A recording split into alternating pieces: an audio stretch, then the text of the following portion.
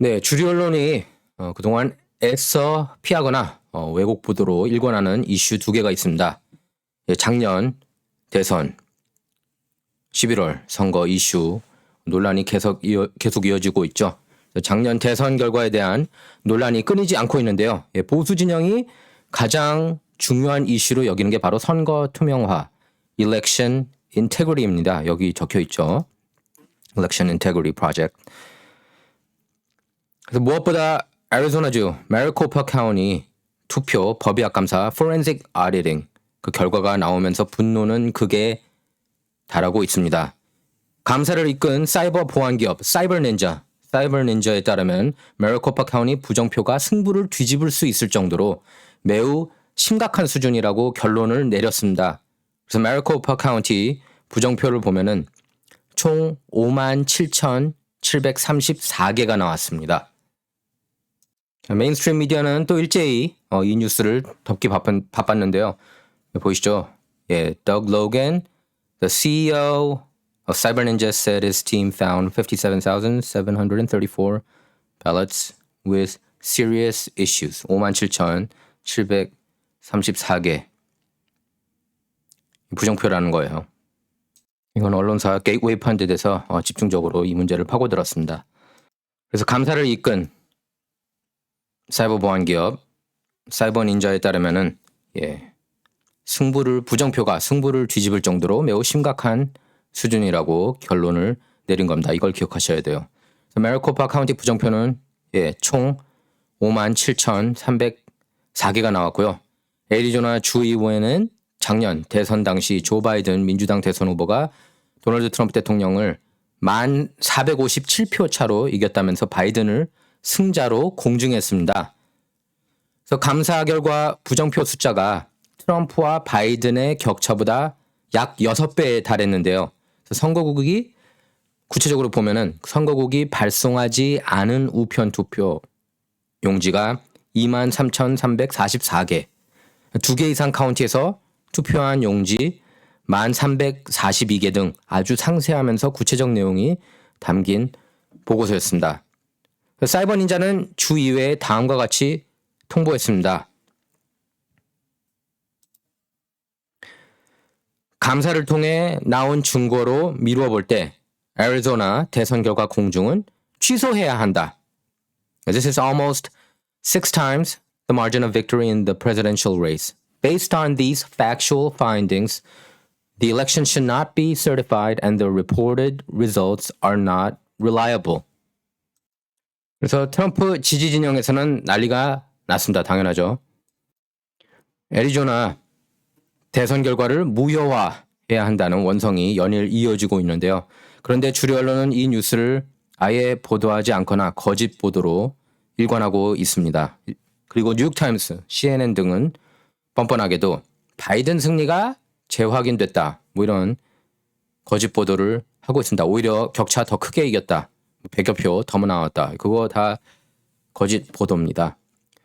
감사 여파는 일파만파 커지고 있습니다. 현재 미 전역 38개 주에서 138명의 의원이 작년 대선 법의학 감사 Forensic Auditing 및 공중 취소 Decertify 공중 취소를 추진해야 한다는 내용의 공동 성명을 발표했는데요. 이건 정치 전문 매체 Just the News에서도 보도했습니다.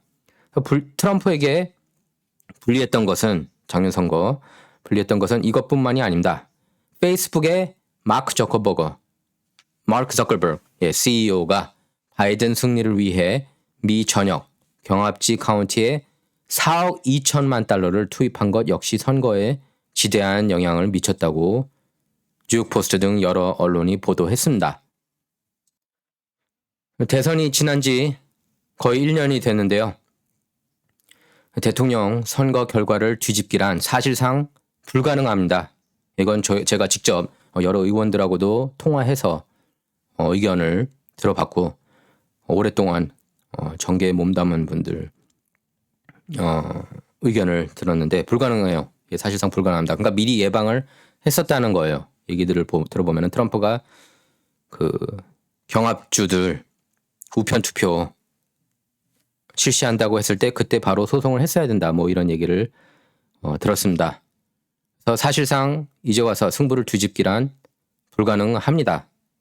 다만 감사를 계기로 유권자 아이디 도입 목소리가 커졌다는 것은 반길 일입니다. 그래서 국민이 깨어나서 선거 투명화 중요성을 알았다는 것만으로도 이번 애리조나 법약 감사는 가치가 있었다고 할 수가 있겠습니다. 어쨌든 2024년 2024까지는 바이든이 미국을 통치합니다. 이거는 부인할 수 없는 사실이에요. 예.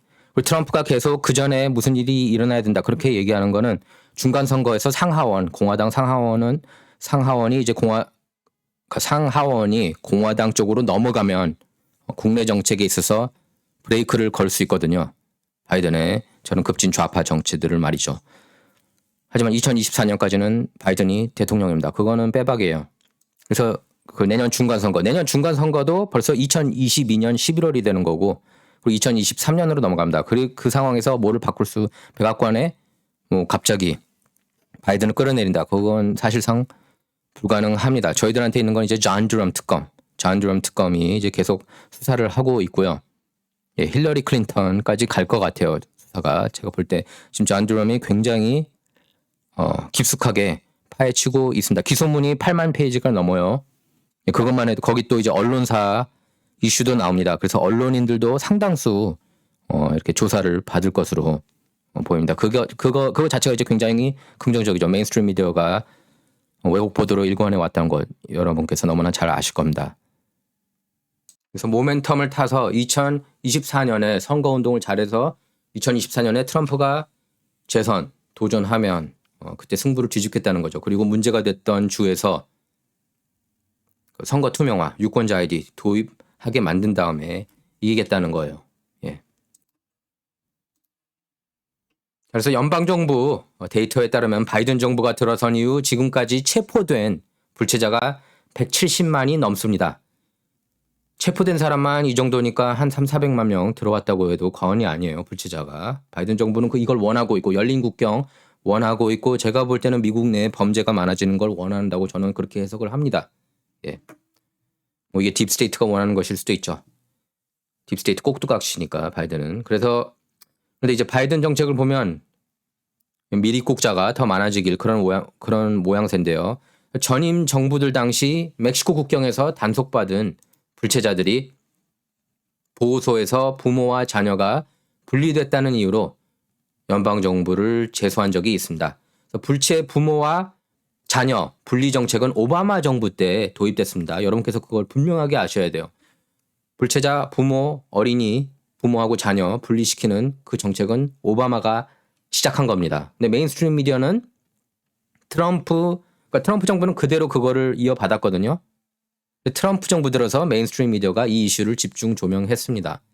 어떻게든 부정적으로 트럼프 정부를 묘사해야 되니까 메인스트림 미디어 입장에서는요. 바이든 정부는 이들 불체자에게 1인당 45만 달러, 가족에게는 100만 달러 지급을 추진하고 있는데요. 참고로 미 정부가 타지에서 전사한 미군들에게 지급하는 돈은 10만 달러에 불과합니다. 보험을 들면은 생명보험 들면은 이제 40만 달러 정도 받아요. 이들 불체자는 미국 땅을 밟자마자 아메리칸 드림을 눈앞에 두고 있습니다. 바이든 정부의 어처구니 없는 그런 정책 추진으로요. 그러니까 이 예산안이 통과되면 안 되죠. BBB, Build Back Better 예산안에 이 내용이 포함되어 있습니다. 통과되면 안 되죠. 이런 내용이 있으면. 그래서 공화당 진영에서는 즉각 반발하고 있는데요. 당초 불체 가족 측은 가족당 340만 달러를 요구했습니다. 이제 이걸 협상하면서 1인당 45만 달러, 그다음에 가족 100만 달러. 보통 1부모 1자식식으로 이렇게 넘어왔다고 그래요. 그러면은 불체 가족 입장에서는 100만 달러 원하겠죠. 90만 달러 받느니 한 명 합쳐서 90만 달러 받느니. 공화당 진영은 즉각 반발하고 나섰는데요. 탐 카튼 아르칸사 상원 의원은 누구 집에 강도질을 한 범인이 체포돼서 정신적 충격을 받았다고 배상해 주는 꼴이라고 이렇게 비판했습니다. 그러면 정신적 타격 트라우마를 입었다고 주장하고 있습니다. 불체 가족들은요. 그리고 스티브 워맥 하원 의원은 정부가 미쳤다. 납세자 혈세가 미리국 불체자들 상금이 됐다. 이러면서 법을 저촉한 사람들을 위해 미국인들의 은행 잔고를 비우는 셈이라고 그렇게 질타했습니다. 케빈 머카르티 하원 원내대표도 미국인들의 따귀를 때리는 일이다. 이러면서 이건 광기의 정책이라고 비판했습니다. 자, 후원해주신 여러분 감사하고요. 또 제 영상 이번에 그 코로나 백신 관련 영상 럼블 어카운트에 올렸습니다. 럼블 어카운트에 제가 유튜브 영상도 이제 올리려고 그래요. 아무래도 럼블이 유튜브보다는 더 훌륭한 영상 사이트라고 저는 생각을 합니다. 정책 면에 있어서. 예. 후원해주신 여러분 항상 감사하고요. 댓글 많이 달아주시고 구독, 좋아요 버튼도 많이 눌러주시기 바랍니다. 구독, 좋아요 많이 눌러야 이렇게 퍼진다고 그러더라고요. 예, 바이럴 하게 된대요. 자, 원용석의 진실정치는 좌와 우를 말하는 시간이 아닙니다. 옳고 그름을 논하는 시간입니다. 이번 시간은 여기서 마치도록 하겠습니다. 감사합니다.